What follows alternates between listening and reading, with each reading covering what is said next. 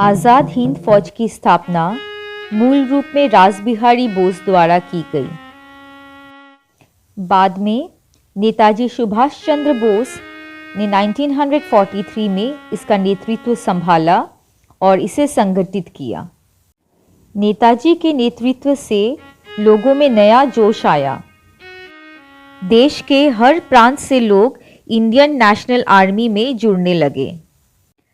लोग ब्रिटिश राज से हमेशा के लिए आज़ाद होना चाहते थे। नेताजी ने उन्हें भरोसा दिलाया। प्रवासी भारतीय जो Malaysia, Singapore, Thailand, Burma, Indonesia, Vietnam, Philippines में सेटल्ड हो गए थे, वे बढ़ चढ़कर आईएनए में ज्वाइन होने लगे। ब्रिटिश सेना के कई सैनिक ब्रिटिश आर्मी छोड़कर आईएनए ज्वाइन करने लगे। महिलाओं की रानी झांसी रेजिमेंट थी।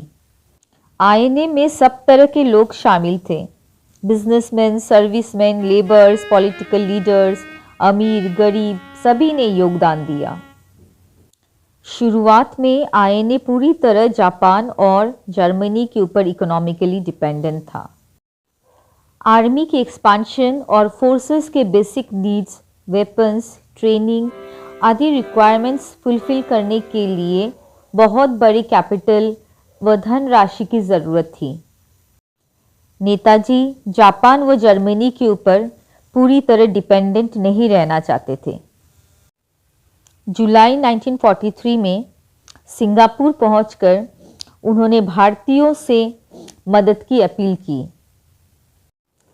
प्रवासी भारतीयों ने दिल खोल के सोना, गहना, धनराशि, रुपए, पैसे देश के लिए न्योछावर कर दिए।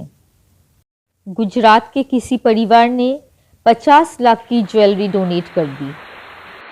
आम जनता लाइन में लगकर बारी बारी से अपना अपना कंट्रीब्यूशन दे रहे थे। आईएनए के फाइल में कई छोटे बड़े इंसिडेंसेस रिकॉर्डेड हैं। लोग आगे बढ़कर वॉलंटरली देश के लिए अपना सब कुछ न्योछावर कर रहे थे।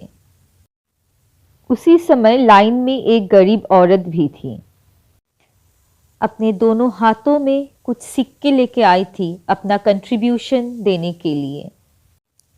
नेताजी सोच में पड़ गए कि उनसे डोनेशन ले या न ले।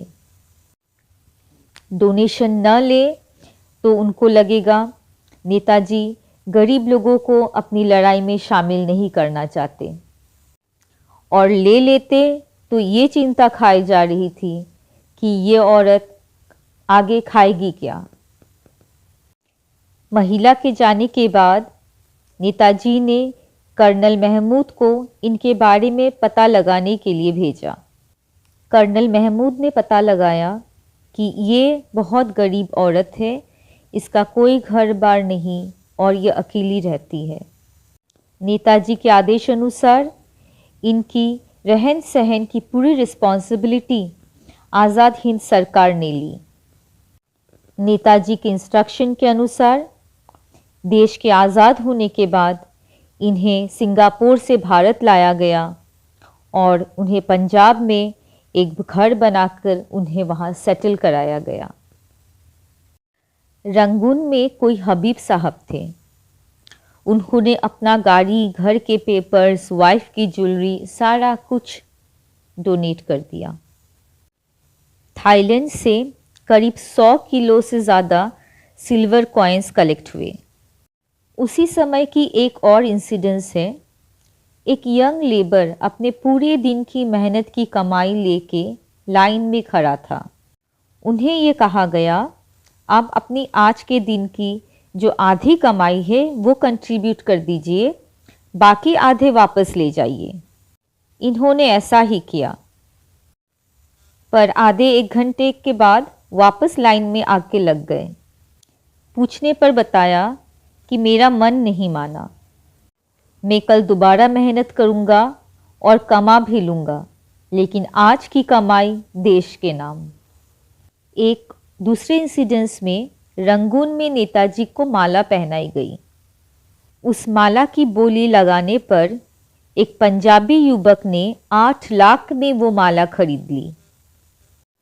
यानी गरीब लेबर से लेके बड़े इंडस्ट्रियलिस्ट तक सभी ने अपने अकॉर्डिंग अपना कंट्रीब्यूशन किया आईएनए के लिए, देश की आज़ादी के लिए।